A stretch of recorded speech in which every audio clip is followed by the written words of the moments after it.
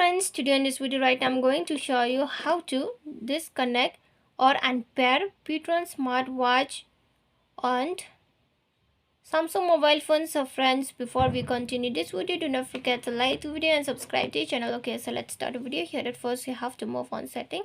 After you have been moved on setting, right now you are going to find the connections, where is the Bluetooth. So move on the connections. After you have been moved on connections, right now you are going to find the Bluetooth option. So at first you have to turn on this Bluetooth. Okay, when you turn on, only just click on this middle of the Bluetooth. Just click on Bluetooth. After you have been click on it, here is the ptron watch. If you want to unpair it, just move on setting. After you have been move on setting, on the down is the unpair option. If you want to unpair this ptron smartwatch, you just need to click on unpair, and again you have to click on unpair option. Here right now the ptron smartwatch has been unpaired. You can unpair it like this easily. Okay, so friends, if you love the video, do not forget to like the video, share the video and subscribe to the channel. Friends, thanks for watching. Bye bye.